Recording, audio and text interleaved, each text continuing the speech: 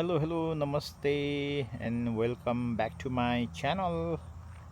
अनि म चाहिँ आज तपाईहरुलाई मेरो प्रगति के हुँदैछ है यो डेकको प्रगति के हुँदैछ भनेर चाहिँ देखाउनको लागि यो भिडियो बनाइराखेको छु।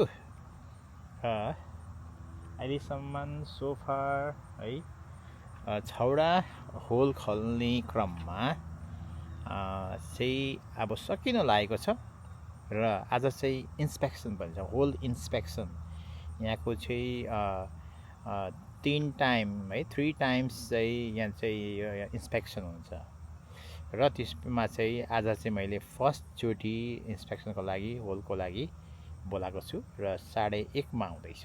त्यही भएर चाहिँ बिफोर दैट हैन I have to complete all holes हैन रेडी बनाउनु पर्यो। त्यही भएर म देखाउँदै फाइनल वान है। अनि त्यहाँ छ, यता छ, त्यहाँ छ, यता छ, जम्मा 6वटा होल खोल्नु पर्ने हो र खोलिसकेको छौं। र यति गाह्रो भयो नि कति ठाउँमा चाहिँ यो चाम्रो चीजहरु है, यो चाम्रो चीजहरु ढुङ्गाहरु कहिलेकाहीँ गिटी इटा आयो।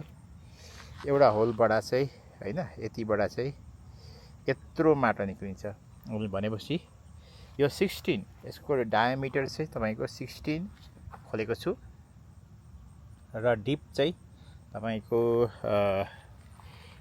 डिप चाहिँ 38 इंच। अब यो चाहिँ यहाँको समिट काउन्टीको जुन कोड हुन्छ, अब त्यो बिल्डिङ कोड अनि त्यो अनुसारले चाहिँ बनाउनु पर्ने हुन्छ, किनभने यहाँको टाइप्स अफ सोइल को कारणले गर्दाखेरि चाहिँ हामीले 38 चाहिँ हुनुपर्छ भन्ने कुरो भएकोले गर्दाखेरि चाहिँ 38 इंच डिप खनेको छौं र हामीले चाहिँ 16 इंच यसको डायामिटर गोलाइ गरेको छौं। अनि अब हेरौं इन्स्पेक्सन भएपछि यसको रिजल्ट के हुन्छ, उहाँहरुले के भन्नुहुन्छ। अनि गुड टु गो भने पछाडी चाहिँ हामी फ्रेमिङ गर्छौं। त्यसपछि फ्रेमिङ गरेपछि आफ्टर फ्रेमिङ फेरि इन्स्पेक्टरलाई हामी स्केड्युल गर्छौं र फ्रेमिङ त्यो सही भयो कि भएन इन्स्पेक्ट भइसकेपछि इन्स्पेक्सन गरेपछि चाहिँ अनि फेरि हामी डेक बोर्डहरु लगाएर अनि रेलिङहरु लगाएर फिनिशिङ फेजमा जान्छौं र एभ्रीथिङ डन भइसकेपछि चाहिँ हामी फेरि लास्ट फाइनल इन्स्पेक्सन हुन्छ। त्यो चाहिँ एभ्रीथिङ कम्प्लिट भएपछि ल तपाईहरुलाई यो डेकको बारेमा चाहिँ सबै अपडेटहरु दिनेछु। यो पालिको डेक चाहिँ आफै बनाउने भनेर चाहिँ आर्ट गरियो बाइ ओनर।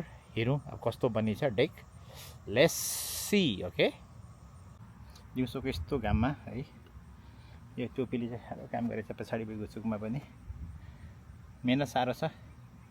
अब सबैजना के गर्दै हुनुहुन्छ, अब त्यसैमा बिजी भइयो। ल अब हेरौं डेक बन्ने पछाडी चाहिँ अलि मजा आउँछ यहाँ बसेर सबैजनासँग गफ गर्ने, रमाइलो गर्ने है, फन टाइम डेकमा बिताइन्छ।